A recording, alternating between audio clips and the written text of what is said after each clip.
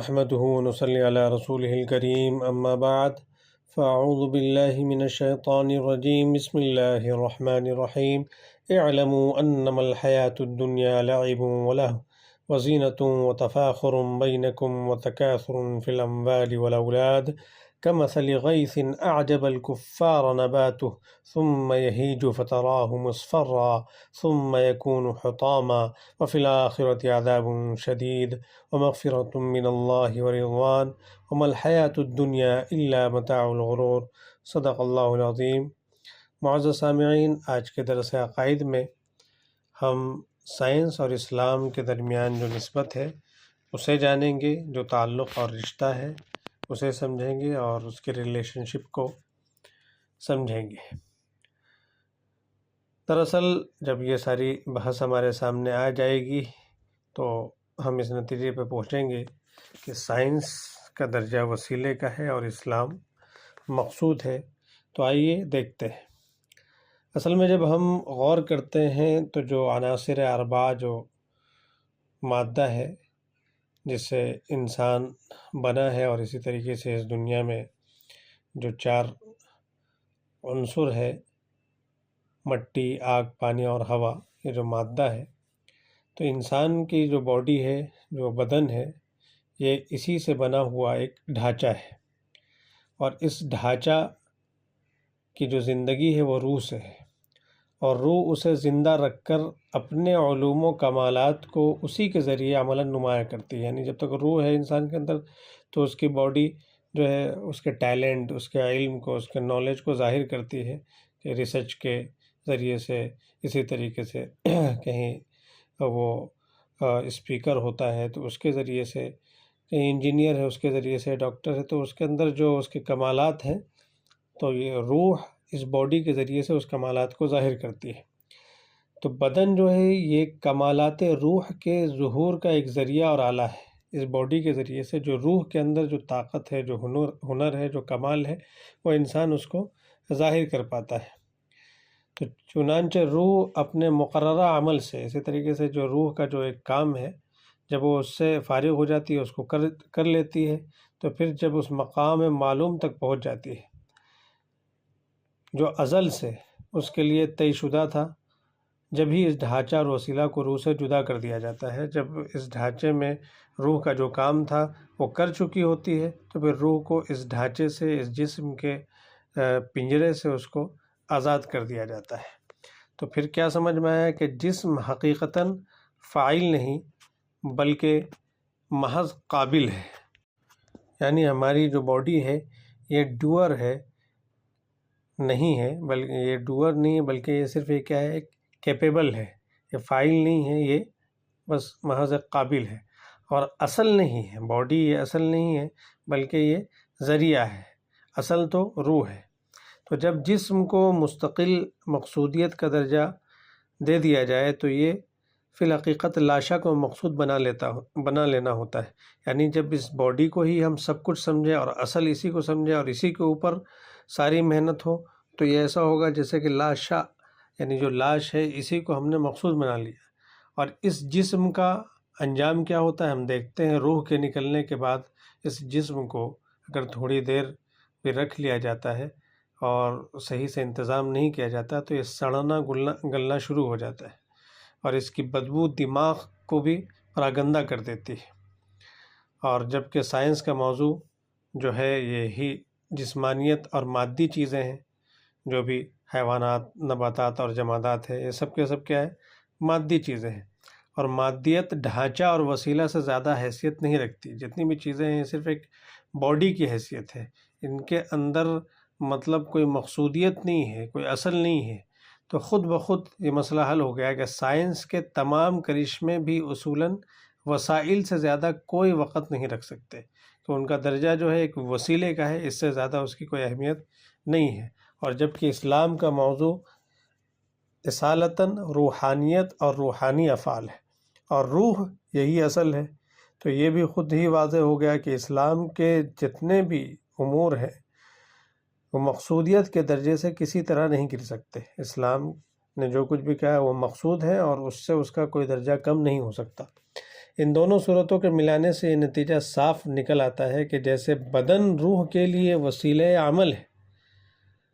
ایسے ہی سائنس اصولی طور پر اسلامی کارناموں کے لیے ایک وسیلہ اور ذریعہ ہے اور ایک ڈھانچہ ہوگی جس کی زندگی اور روح اسلامی اخلاق و افکار اور اسلامی اقوال و افعال ہوں گے۔ یعنی سائنس جو ہے یہ بہت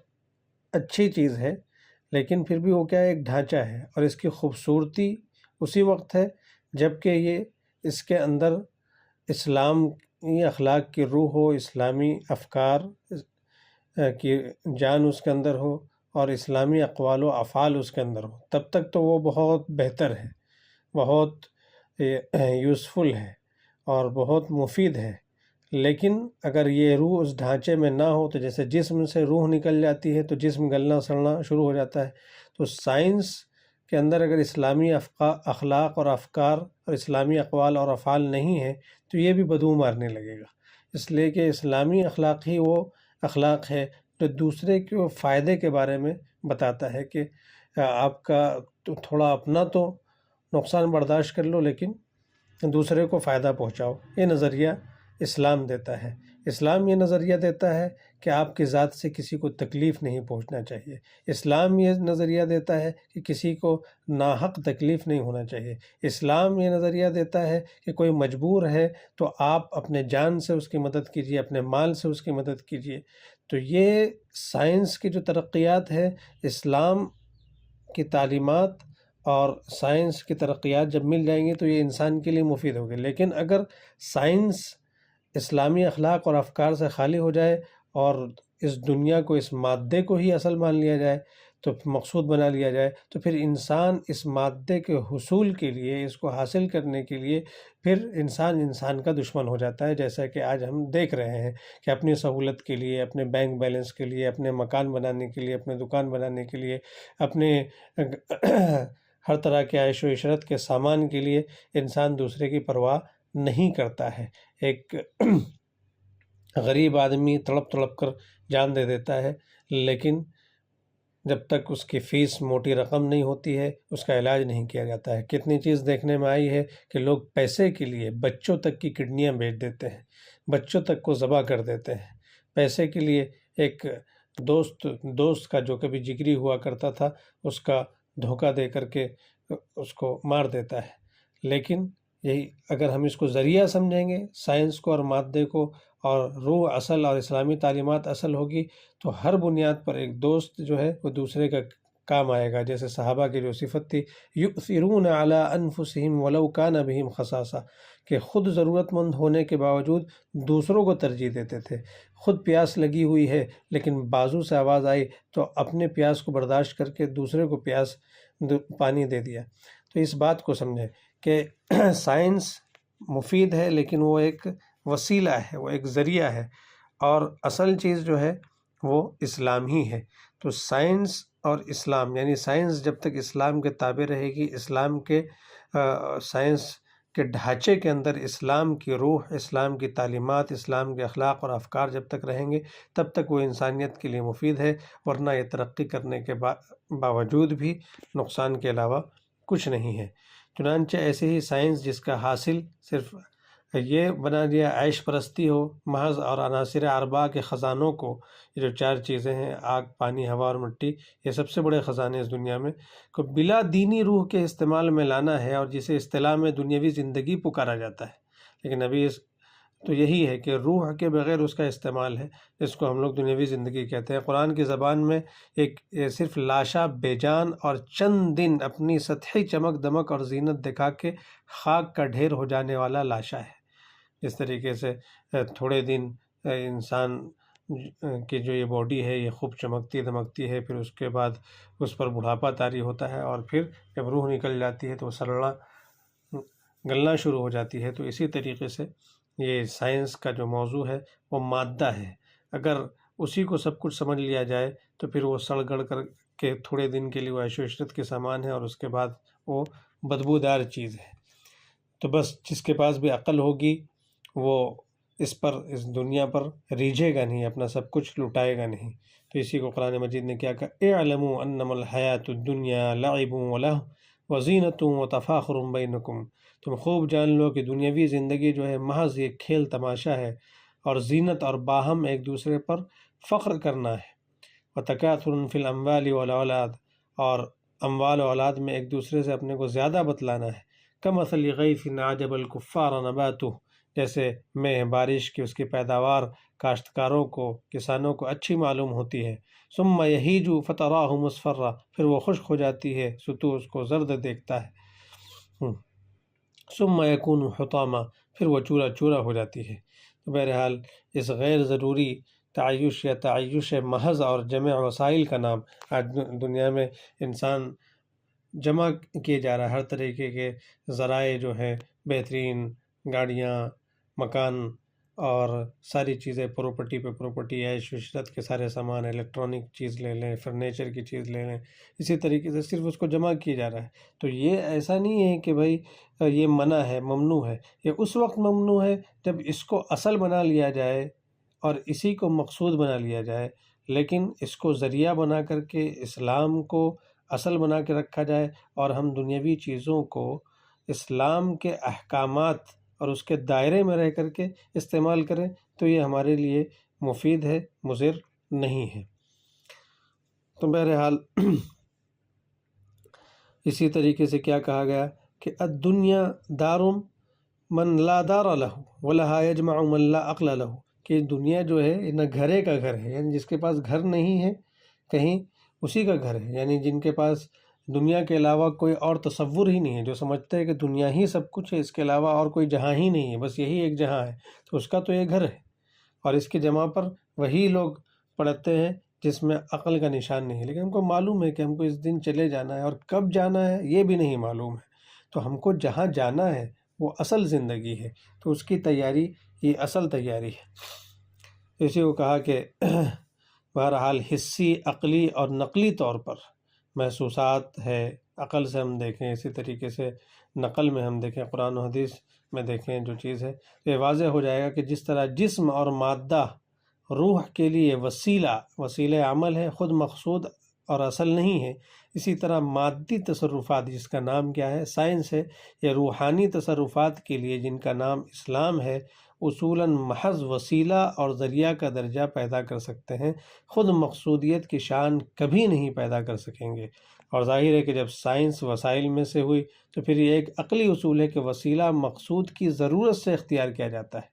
یعنی مقصود کو جتنی ضرورت ہے اتنا ہی اس کو اختیار کیا جائے گا، اور اسی حد تک اختیار کیا جاتا ہے جس حد تک مقصود میں معین ہو، یعنی جو اصل ہے اس میں جب تک مددگار ہوگا اور جتنا مقدار ہوگا اس کو اسی کے ضرورت کے بقدر استعمال کیا جائے گا،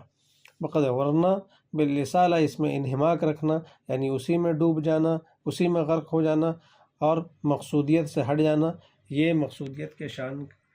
قائم کرنا ہے جو قلب موضوع اور خلاف عقل ہے۔ اگر ہم اسی میں مادے کے اندر ہی گھس جائیں، سائنسی میں گھس جائیں اور اسی کو اپنا سب کچھ بنا لیں، مقصود اوڑھنا بچھونا، اور اسی کے حصول میں لگ جائیں، کس طریقے سے ہم دنیا کی ہر چیز کو جمع کر لیں، بس یہی فکر ہو، تو یہ پھر کیا ہوگا، وسیلے کو مقصود بنا لینا اور مقصود کو وسیلہ بھی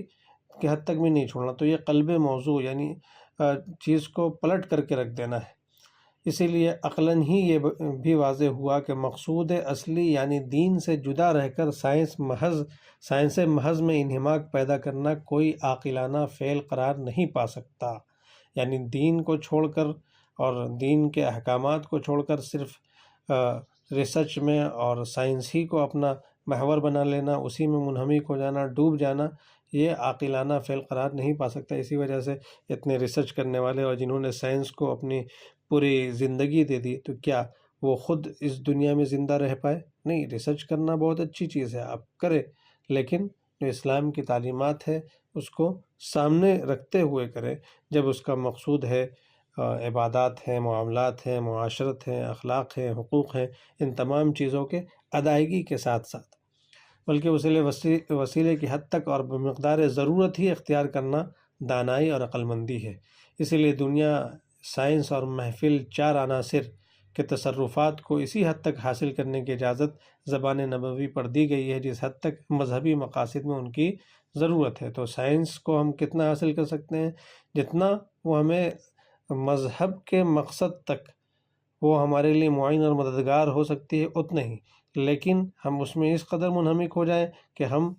مذہب سے دور ہو جائیں اور اپنی اصل جو روح ہے اس کے لیے جو محنت کرنا ہے اور جو ہماری اخروی جو اصل زندگی ہے اسی کو بھول جائیں، تو یہ کیا ہے، جائز نہیں ہے۔ اسی لیے کیا کہا گیا کہ دنیا کے لیے اتنا کر جتنا دنیا میں رہنا ہے، اور آخرت کے لیے اتنا کرو جتنا وہاں رہنا ہے۔ تو دنیا میں ہم کو کتنا رہنا ہے، 60 سال، 70 سال، 80 سال، وہ بھی کوئی گارنٹی نہیں ہے، کبھی بھی ٹکٹ کٹ سکتا ہے۔ تو دنیا میں اتنا ہی دنیا کے لیے کرنا ہے جتنا اس کو رہنا ہے، اور آخرت کے بارے میں، جس کے بارے میں قرآن کہتا ہے وَالْآخِرَةُ خَيْرٌ وَأَبْقَىٰ، آخرت ہی بہتر ہے اور وہی باقی رہنے والی ہے، ایک نہ ختم ہونے والی جو زندگی ہے۔ تو سوچئے پھر اس کے لیے ہمیں کتنا کرنا چاہیے۔ تو خلاصہ یہ ہے کہ سائنس کا درجہ وسیلہ کے حد سے آگے نہیں بڑھتا، کہ اس کا معمول اصلی مادہ ہے اور مادہ روح کے لیے محض وسیلہ ہے، اور اسلام کا درجہ مقصودیت سے گر نہیں سکتا کہ اس کا معمول اصلی روح ہے اور روح مادہ کے لیے اصل مقصود ہے۔ اس تقریر سے الحمدللہ پوری طرح سائنس اور اسلام کی درمیانی نسبت بھی واضح ہو گئی، اور کھل گیا کہ ان میں وسیلہ و مقصود کی نسبت ہے، جس کا حاصل یہ ہے کہ سائنس کے کارنامے جب تک مذہب کے لیے بطور وسیلہ استعمال ہوں گے، خواہ وہ ترقی کی کسی حد پر ہی پہنچ جائے، ان کا انجام خوشکن ہوگا، اور جب تک اس سے جدا ہو کر خود مقصودیت کی شان لے لیں گے، یعنی روحانیت ترک ہو کر مادیت محضہ مقصود کی جگہ لے لے گی، خواہ وہ کم سے کم بھی ہو، جب ہی انجام خطرناک اور ذلت آمیز نکلے گا۔ اللہ تبارک و تعالی ہم کو مقصود کو مقصود سمجھ کر اس کے مقصود بنا کر زندگی گزارنے کی توفیق عطا فرمائے، اور وسیلہ سے وسیلے کے حد تک ہی فائدہ اٹھانے کی اور اس میں منہمک ہونے کی توفیق عطا فرمائے، اس سے زیادہ اس میں انہماک سے ہماری حفاظت فرمائے۔ آخرت جو ہمارا گھر ہے اس کے لیے پوری تیاری کرنے کی توفیق عطا فرمائے، اور دنیا میں بس اس قدر ہمیں دے کہ ہم کسی کے محتاج نہ ہوں، یا اتنا دے جس کے ذریعے سے ہم آخرت ہی بنائیں، دوسرے کے کام آئے، دنیا ہمارے دل میں گھس جائے، گھر کر جائے، حاوی ہو جائے، اور آخرت پر غالب آ جائے۔ ایسے حالات سے اور ایسی دنیا سے ہماری حفاظت فرمائے۔ سبحان اللہ بحمدہ، سبحانک اللہم وبحمدک۔